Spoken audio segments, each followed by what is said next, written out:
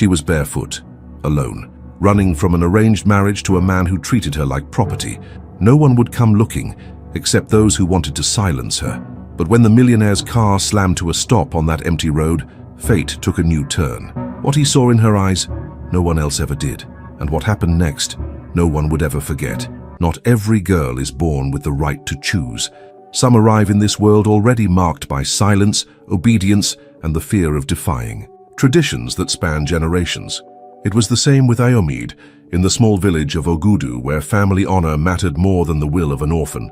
Growing up without a mother or father was already hard. Growing up feeling indebted to those who fed her, even without affection, made everything heavier. Her aunts whispered that Iomide was lucky to have a place to sleep. Her cousins mocked her quiet nature, her hastily tied hair, and her overly mended clothes. But the worst part wasn't the contempt. It was the plan already drawn up before she even became a woman, an old agreement, sealed with palm wine and promises of better days, between her uncle Unoka and a powerful man in the region, Alhaji Gboyega. Wealthy, widowed, respected, he needed a young, obedient wife. Iomide would be the bargaining chip, a fresh start for him, a life sentence for her. The years passed, like a tight rope stretched between fear and the fragile hope of escape. The girls in the village married, for love, or at least had the right to say no. She knew that luxury didn't belong to her. She knew exactly what was coming, but no child dreams of a loveless marriage. Iomide watched the wives in silence, their eyes cast down, mouths that only spoke what their husbands permitted. And even in the obedience expected of her, a hidden corner of her soul resisted, a constant whisper, "Run, while you still can." On the day set for the engagement, the house smelled of egusi and smoked meat, a feast, to celebrate the union between two families. Everyone celebrated, except the only person involved who had never been asked. The cream dress lay stretched on the bed, and beside it, a red necklace, her grandmother's heirloom, now reduced to a symbol of submission. But while the guests toasted to the honor of the Unoka household, Iomide folded 2 changes of clothes and wrapped a piece of salted bread in the cleanest cloth she had. It was when night fell, hot and heavy, that her footsteps slipped quietly out of the yard. The village was still celebrating, too distracted to notice a girl's absence. Her hands trembled, her heart beat unevenly, but something was different in that moment, a strange strength made of fear and courage at once. The dusty road ahead looked more honest than the fake smiles inside the ceremony. For the first time, Iomide was choosing herself. In the darkness, every sound was a threat, a snapping branch, a shadow passing through the bush. But moving forward was less frightening than turning back. Behind her, a life already sold. Ahead, nothing guaranteed, but still more promising. Her feet, already bruised, burned. But stopping wasn't an option. The world out there might be cruel, but at least it would be a cruelty she chose, not one imposed on her. Iomide didn't know where that road would end. She only knew she had to run before they found her. That night, she left behind the girl who lowered her head. She carried only silence, a light bag, and the most important decision of her life, to not be handed over as if she had no soul, no audience, no witnesses, only the road and the hurried sound of her own footsteps. And maybe, for the first time, freedom. Here at African Village Story, every video is more than a story. It's a journey back to who you truly are inside. Subscribe now and turn on notifications. There's always a twist that'll take your breath away. Night didn't fall all at once. It spilled slowly across the sky like hot oil, covering everything in darkness. The once clean dress was now torn and stained with dirt. Her bare feet marked the dry ground as if each step were a cry. The small bag clutched in her hands felt like it weighed a ton, but inside there was more than clothing. There was escape, there was faith. The sound of her own steps blended with something else. Voices, muffled shouts in the distance, calling out, "Iomide," as if that name still belonged to the girl she used to be, but she no longer saw herself as the one who accepted in silence. The voices came like ghosts from the past, trying to drag her back, but her panicked body didn't stop. Every breath was survival, every ache in her legs was a victory. The bushes scratched her skin, branches pulled at her hair. There was no paved road, only a beaten trail, long forgotten, a path no one dared to take, and for that reason alone, it was safe. With every turn, Anxiety gripped her chest tighter. Her heart pounded like a drum declaring her presence. But even when her body threatened to collapse, her soul pushed forward. In her mind, everything spun. Her aunt's dry voice telling her to be grateful. Uncle Unoka's hand gripping her face with roughness. The image of Alhaji Gboyega on that makeshift altar, grinning with tobacco-stained teeth. None of those faces mattered anymore. The decision had already been made, but the fear of being dragged back before dawn felt as real as the pain in her feet. The sky, now pitch black, turned trees into monsters. The crickets seemed to whisper omens. Her rapid breath blended with silent sobs. Iomai didn't cry anymore. There was no time for tears. Innocence had dried up with the last drop of illusion. And yet, there was something beautiful in that escape. A wounded young woman, but free, defying everything they said she was. And then, a light. A strong headlight in the distance, slicing the darkness like a blade. The sound of a powerful engine broke the stillness. A car, a sleek, clean, luxurious car, far too elegant for such a forgotten road. Her instinct screamed, "Run!" but her body didn't respond. Her legs gave out. Iomide fell to her knees at the edge of the path. She didn't know if this was the end or the beginning of everything. The car screeched to a stop. Dust rose in spirals. The doors opened slowly. Footsteps approached, and what happened next still cannot be told. If this scene gave you chills, stay with us. This story isn't just Iomide's. It's the story of every woman who's ever run not knowing if she'd be saved. Sometimes the first step is the most painful, but also the most necessary. Comment below. I too chose the unknown. On the dusty road of Ogudu, between the silence of night and the hum of insects, a sleek black car came to a stop, as if time itself had hit the brakes. The tires were still warm, the engine humming low, headlights slicing through the darkness with aggression. It wasn't just any car. It didn't belong on that kind of road. It was a machine that seemed lost between worlds that were never meant to meet until that very moment. The driver's door opened with a sharp click. From within emerged a figure carved with precision, tailored suit, polished shoes unstained by the mud, and an expensive watch that glinted under the moonlight. Damilola, the young heir to a luxury hotel chain in Lagos, carried the weight of an impeccable reputation. Cold, calculated, untouchable. His employees said he didn't even smile when he won. Competitors feared him. He was known for making decisions in seconds, firing with a nod, sealing deals with a look. But here, in this strange setting, something didn't align with the logic he lived by. On the ground, by the side of the road, lay a young woman cloaked in dust and silence. Her knees were bruised, hair clinging to her face, and her eyes, those eyes didn't beg, didn't plead. They were simply there, open, as if her body had reached its limit. Iomide, still clutching her bag, looked like she had stepped out of another time, or a dream interrupted by real-life nightmares. She said nothing, and perhaps that's what caught him most off guard. Damilola disliked surprises. The plan had been simple. Visit an inherited property, check documents, return before dawn. No detours, no conversations with strangers, especially not fugitives hiding in the bush. Yet something about that silent figure disrupted every structure he had built. There was no defense. There was pain. There was strength hiding beneath exhaustion. For a moment, time between them stood still, as if the universe were testing his humanity. He stepped slowly toward the roadside. His hands stayed visible. No threat. No commands, no conditions, just a question, simple and unexpected as lightning in a clear sky. Do you need help? Iomide didn't answer right away. Her body struggled to determine whether this was real. The question, though gently asked, carried the weight of everything she'd never been given. Help was a foreign concept. She had always been alone, always told that no one owed her anything. Yet here was someone who had everything, asking if he could offer something. Damilola's voice wasn't sweet, but it was steady. There was no pity. There was something far rarer, respect. She blinked slowly. Her lips parted, but no words came. Her heart was screaming, but her mouth didn't know how to ask. Still, that look in his eyes, free of judgment, was enough. Her head tilted, slightly. Almost a yes, almost a please.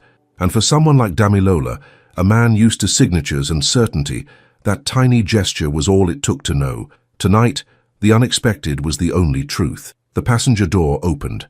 A tissue was offered. And for the first time in her life, Aomide sat in a soft seat without having to ask permission.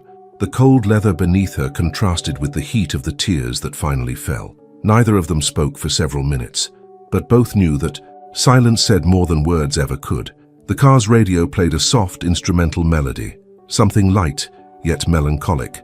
The road continued, slowly, and even if Aomide didn't know where she was going, for the first time in a long while, she wasn't running. She didn't ask, but he didn't judge. He simply offered respect. Comment: I once needed someone to see beyond my appearance. Your story matters too. Share with us. Someone out there might recognize themselves in you. Sunlight streamed into the room through tall windows, filtered by white linen curtains. The space was large, quiet, tastefully furnished in minimalist elegance. Nothing begged for attention, yet everything looked too expensive to touch. The bed sheets where her body rested smelled of fresh lavender, and the soft texture was unlike anything she had ever known. There were no noises, no shouting, no banging pots, only the distant song of a bird in the garden and the faint hum of air conditioning built discreetly into the ceiling. Aomide opened her eyes slowly, as if her body still didn't believe it had permission to rest. The pillow was so soft her neck nearly sank into it. The heavy blanket wrapped her like a safe weight, warming skin marked by cold nights spent outside. Everything around her seemed rinsed clean of fear, except her. Even with clean skin and fresh clothes, the feeling of being an intruder clung to her like old dust. This room belonged to someone who had never known hunger. On a light wooden vanity, a tray sat with warm water, a bar of unscented soap and a hairbrush still sealed in plastic. Next to it, a neatly folded change of clothes, soft cotton pants and a light blouse, tagless. No note, no explanation, only the silent care of someone who preferred actions over words. It was impossible not to feel how strange it all was, and somehow how inexplicably safe. When her feet touched the cold marble floor, a chill ran up her spine. It wasn't fear, it was surprise. Toes used to dry soil and rough cement now slid across something flawlessly smooth. She walked toward the slightly open door with measured steps, like someone afraid of waking something sacred. In the hallway, the muffled sound of whispering voices. She didn't understand the words, but she understood the tone. It was the kind of whisper that hides behind polished walls and pressed uniforms. At the curved staircase, two housekeepers froze at the sight of her. A woman with a white scarf tightened her lips. A young man carrying a tray averted his gaze. They rushed off without a word, as if her presence broke some unspoken protocol. It wasn't hard to understand why. This house didn't receive guests, especially not girls covered in dust, nameless, with haunted eyes. Aomide didn't know what to do. She was there but didn't belong. It felt like she had crossed into another world, one built on survival and the other on controlled routine. And in that second world, everything ran on invisible rules. There were no screams, but the silence was just as heavy. Too much order, too much perfection, and no one seemed to know how to react to something real. In the kitchen, a teapot still released steam. Someone had prepared it ahead of time. The table was set with fruits, bread, and a jar of fresh juice. Real food, colorful, alive, things she had only seen in glass displays or school magazines, but no hand offered her anything. A stool in the corner seemed the only place she might fit. She sat quietly, watching the backs of those who came and went, pretending not to see her. Upstairs, firm footsteps crossed the hardwood floor, expensive shoes, a familiar rhythm. It was Damilola. The house seemed to subtly shift when he appeared. Staff straightened their posture, eyes dropped to the ground, but this time something was different. The man who usually entered and exited without pause now stood in the doorway, watching. Aomide didn't stand. She didn't need to. Damilola gave a slight nod of his chin as if to say stay. No smiles, no warmth, but also no rejection. There was space, and for someone who had always fought even for crumbs of dignity, that space was enough. It was more than any word she had ever received. Whispers grew throughout the house. "Who is she?" they asked softly. "What is she doing here? Why is the boss always so distant, suddenly acting as if she were made of glass?" No answers came, only the quiet mystery of a new presence that disrupted the routine, and the silence of a man who until then had never allowed anyone to enter his inner world. By the third day, Aomide's presence no longer stirred whispers in the hallways, yet she hadn't blended into the mansion's controlled silence either. She existed in an invisible space between tolerance and unease, never asked questions, never demanded anything. She woke early, carefully folded the bedsheets before leaving the room, and sipped the tea left on the table as if not to. Disturbed the cup. The staff still whispered, but now in hushed tones, as if the fragility she carried required silence, not judgment. Damilola watched, not directly, not intrusively, but with the kind of attention that only grows when you don't understand why you're so intrigued. For years, he'd walked hotel corridors with the same coldness he used to sign contracts, never allowing himself to form attachments. But there was something in the restrained way Iomide held the spoon, the way she avoided touching the walls as if she didn't want to leave a trace. That made him stop without knowing why. He tried to approach her in a straightforward way, a casual question over breakfast. "Do you have someone we should notify?" She looked at him, steady, and shook her head no. Another attempt days later in the garden. "Do you want to go back?" This time she didn't even respond, just gripped the iron chair's edge more tightly. Her hand trembled. Her eyes stayed fixed on the horizon, as if going back meant dying, or something worse. Their conversations never lasted. 2 or 3 words, a nod, a long silence that said more than any speech. Damilola didn't push, but he didn't retreat either. There was something in her eyes he recognized, even if he didn't know from where. A weight on the shoulders, a scream caught behind clenched teeth, as if she too had lived surrounded by walls that closed in without warning. One cloudy afternoon, they crossed paths in the narrow hallway. On the 2nd floor, she was carrying a tray of empty cups. He had a leather folder under his arm. When their eyes met for the first time, they didn't look away. For 2 seconds, time stopped between porcelain and paper. That's when she saw them. Along the side of his wrists, hidden between veins and the creases of his brown skin, were scars. Thin, close, symmetrical. Marks that didn't look accidental. The kind left by someone who once tried to end everything, but survived. Iomide said nothing. She didn't need to. Her eyes lowered, not out of fear, but respect. She knew that kind of pain, knew that some cuts weren't made to kill the body, but to silence the soul, and they failed, because she was still there, and clearly so was he.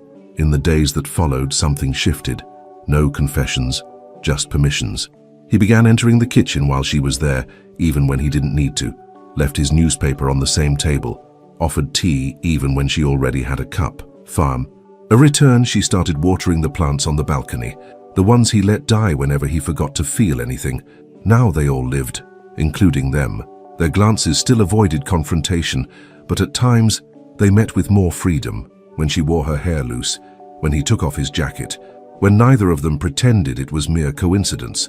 There was tension, yes, but not born of fear, born of recognition, as if 2 shattered souls had been placed under the same roof for reasons no accident could explain. One morning, as she held a teacup, her fingers faltered. Reflexively, he caught it from below. The porcelain didn't fall. Their eyes met, and for the first time, he whispered, "You're safe here." She didn't answer, but her grip eased. The hand steadied the cup again, and he stepped back with a gentleness he had never learned from any business book. The click of heels echoed across the marble like a warning. She was back. No announcement, no permission asked. As if the house still belonged to her. The double doors swung open with theatrical ease, and there stood Chignogne, draped in deep red, with flawless makeup and a fragrance too sweet to ignore. Her beauty was undeniable, but the true weapon was in her gaze, sharp, calculated, unapologetic. The air shifted. Staff exchanged glances. No one needed to say her name. Her presence said enough. The way she walked through the room wasn't a visit. It was a declaration of power. Near the stairs, Iomide was watering the plants when something twisted inside her. Not fear, but instinct. She didn't know why, but she knew that woman hadn't come for reconciliation. She came to make a point. Chignogne scanned her like she was checking a stain. The gap between them wasn't just class. It was made of memories, resentment, and a pride that never forgot how to wound. 3 steps, a raised eyebrow, and then, casually sipping a drink, she delivered the first blow. "So this is why you vanished, Dami." Her voice was sweet, almost playful, but every note was dipped in acid. She wasn't asking a question. She was firing a warning shot, and the target wasn't him. It was the girl standing still, trying to fix what wasn't broken. Her hands shook, but her ears and heart absorbed every syllable. You always had a soft spot for broken things. The words landed like a slap in silk gloves. No one moved, not even the man who once whispered safety. Damilola remained silent, still, like someone watching. A fire he didn't plan to put out. Iomide didn't flinch, didn't cry, but something inside cracked. Not because of jealousy, but because of abandonment. A gesture was all she needed. A word, a look, something that said, "You matter." None came. "I just hope she knows. This is exactly how you started with me." That final line didn't need volume. It had precision. And once again, silence. No contradiction. No, that's not true. Nothing. The silence said it all. She walked up the stairs slowly, not rushing, because when pain doesn't come from action, but from absence, running doesn't help. The room upstairs felt colder now. The bed, the brush, the lavender-scented sheets, all looked like symbols of pity, not protection. Downstairs, Chinonye twirled her glass like she was toasting to her own victory. And Damilola, still unmoving. Whether it was pride or confusion, no one could say. But Iomide understood. Sometimes, the deepest pain doesn't come from what they do. It comes from what they don't do. The house was wrapped in a profound silence, the kind only the dead of night knows. From the outside, the mansion seemed asleep, cloaked in a thick veil of mist. But inside, Iomide could barely breathe. The pillow still smelled of lavender, but now that scent made her nauseous, not because of the smell itself, but because of everything it represented. Every clean sheet felt like it was mocking her presence. Every flawless detail reminded her she didn't belong in that world. After what she heard from Chinonye, how could she stay? She placed her feet on the floor with extreme care, like someone escaping without even letting their own body know. There were no suitcases, not enough clothes to justify packing. She took only the small handbag one of the housekeepers had gifted her, a bag she'd never had the courage to use. But in that moment, there was no more room for hesitation. If this was just charity, then she'd return to the invisibility she came from. She walked down the hallway with lowered eyes, just like always, but as she neared the staircase, a faint light leaked from under the door of the main office. Instinct said to keep walking. Her heart said otherwise. She stopped, held her breath, and listened. "If the press finds out she's here, you know what's going to happen." A man's voice, nervous. "I know, Damilola, no doubt. But I'm not throwing her out. That's already been done to her, and it didn't end well." The silence that followed was crueler than any reply. Then came another whisper. "You don't understand. They're threatening to expose the Foundation's secrets, the donations, the transactions. They think you're harboring a fugitive, that you're hiding a scandal." Iomide stepped back. Her heart raced. She didn't fully grasp what they were talking about, but understood enough. Her presence came at a high cost, a real risk, and he was paying it alone, without ever blaming her. "Let them accuse me, but no one will touch her."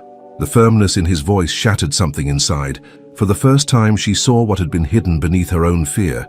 Every silence, every cup of tea left on the table, every morning he appeared in the kitchen for no reason, weren't random gestures.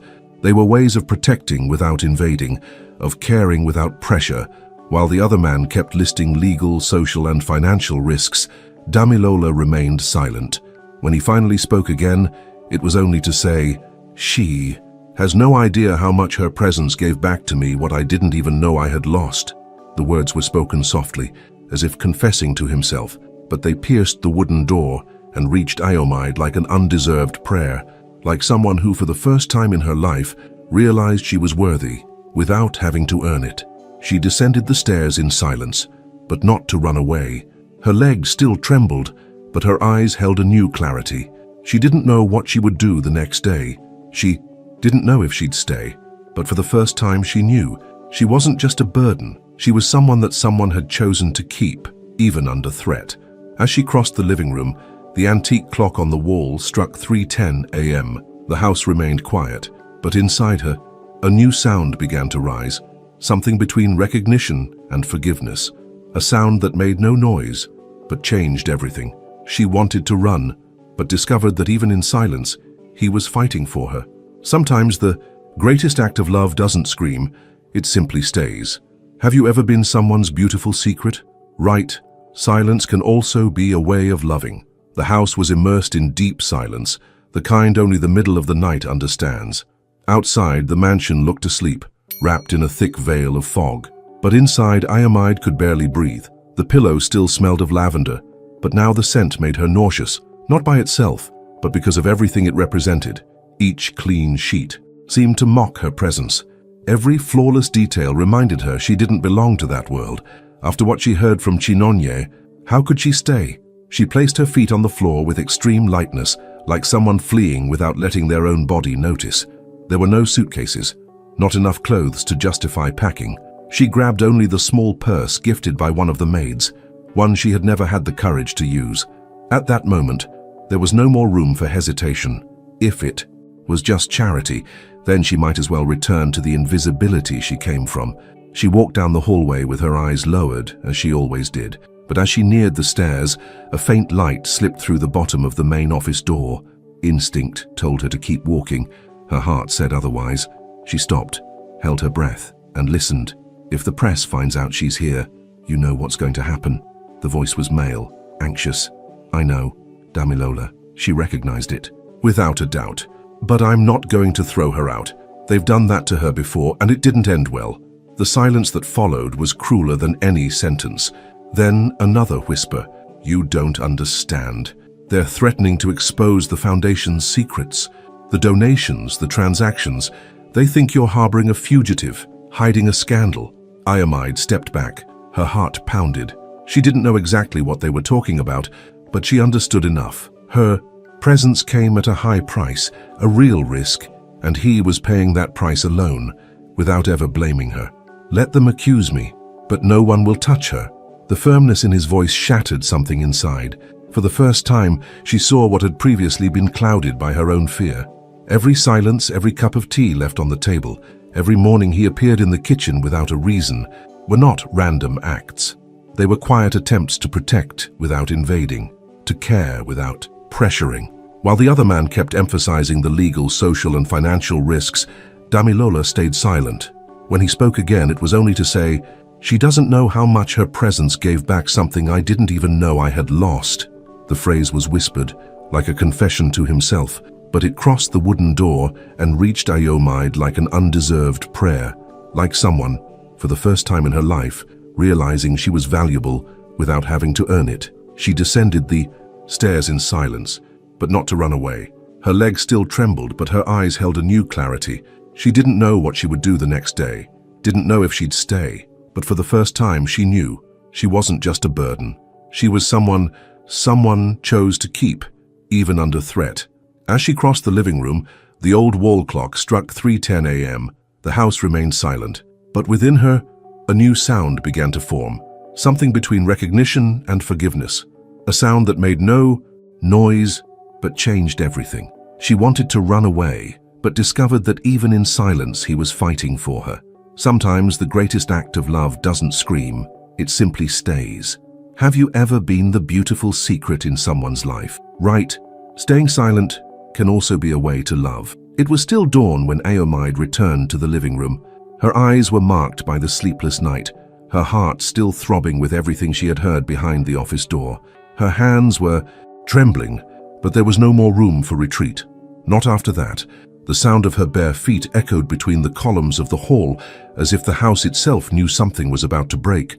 At the top of the stairs, the office light was still on. Damilola remained seated, hands clasped over his knees, shoulders hunched as if carrying more than bones and muscle. The door creaked slightly as it opened. He lifted his face and froze. His expression was like someone caught emotionally naked before a mirror. "How long were you going to hide this from me?" Her voice was low but firm, not aggressive, just wounded. "Are you going to tell me now, or wait until I hear it from someone else?" she pressed. Her words weren't harsh, but they came from a place of pain. He nodded slowly. "Sit. I owe you this truth." Iomide remained standing, firm. Damilola ran a hand over his face, took a deep breath before speaking. "The foundation I lead receives international support, including from very demanding investors, businessmen, politicians, people who use our donations as prestige currency. To them, image is everything." That explanation already painted part of the picture, but he continued, These people found out there was a woman hidden here. No public identity, no official entry record, someone with an unknown past. He swallowed hard. They assumed you were a mistress, a fugitive, an accomplice to some scandal. Some think you're part of an emotional fraud to manipulate public. Her opinion. Others believe I'm hiding a crime. Iomide felt the ground shift beneath her. But that's a lie. Of course it is. But what matters to them isn't the truth. It's what can be used as leverage. His voice was bitter. They're threatening to leak confidential documents, twist the data, make it look like the Foundation is a front for illegal activities. He didn't respond immediately. His eyes searched for a fixed point, any anchor to save him from the vulnerability. I didn't want to scare you. Scare me? She repeated, stepping forward. Do you think living in fear of being found doesn't scare me? Do you think hearing, in the dark, that my presence could destroy everything you built doesn't scare me? The silence that followed hurt both of them. It was the kind of silence that no longer protects, only accuses. Finally he sighed, deep, slow, the sigh of someone who's carried the weight of sleepless nights. They blackmailed me. The sentence came out like a dragged confession. They want to use your presence here to hurt me. The Foundation, the projects, they're threatening to expose donations, twist contracts, make it look like I'm covering up a crime. Iomide lowered her gaze for a moment. She had expected something like this, but hearing it out loud hit differently. It was as if the luxurious floor beneath their feet suddenly revealed how unstable it truly was. Damilola continued, In the beginning, I just wanted to get you out of that place. It was impulse, maybe instinct. I'm not even sure. But after that, and I couldn't ask you to leave. Her eyes slowly rose to his. Why? There was a long, almost painful pause. Because you disarm me, and I don't know how to deal with that. I've always been good at predicting moves, negotiating, controlling, but since you arrived, I no longer know what the next step is. Iomide took a deep breath, her body still tense, her heart caught between hurt and something new she couldn't name. Chignonye said, I'm just another pity project to you, that you like saving people, that it makes you feel powerful. The name of his ex echoed like shrapnel between them. The air felt heavier. Her words from earlier still pierced Iomide's chest like splinters, and now they were exposed. But he didn't dodge the question. He didn't get defensive. He simply stood, slowly, closed the distance between them, and remained silent for a second, right in front of her. Maybe in the beginning, it was that, but not anymore. She stepped back. And now, what is it? Damilola looked at her like a man finally letting his walls fall. His eyes shimmered with something between truth and fear. Now, I feel things I don't know how to name. I've never felt before. Not with her, not with anyone. Iomide's throat tightened, not because she doubted, but because it was hard to believe that someone like him, with all that stature, was trembling inside just like she was. I don't want to be a burden. You're not. The answer came without hesitation, and for the first time they stood face to face, with no invisible walls, just pain, fear, and that kind of connection neither had asked for, but now seemed inevitable. He stepped closer. His hands hesitated before touching hers. It wasn't a touch of possession, but of permission. I may not understand everything I feel, but I know enough to say one thing. If I have to choose between scandal and protecting you, I choose you, with my life, if I must. The declaration came without promises of forever. There was no soundtrack, no cliché, just the whisper of someone who didn't know how to love, but was trying. Iomide didn't answer with words. She simply lifted her face slowly. Her eyes searched his for confirmation that this was real, and for the first time their lips met. It wasn't urgent or calculated. It was the collision of two wounds that unintentionally found comfort in each other. When they pulled apart, the world was still the same. The threat still existed. The risks hadn't vanished, but now there was something new between them. The decision to stay, even while afraid. In that moment, they understood. Love doesn't always start with certainty. Sometimes it begins with courage. She didn't ask for protection, but he offered it, with his life. If this touched you, comment below. To love is also to stay when the world tells you to leave.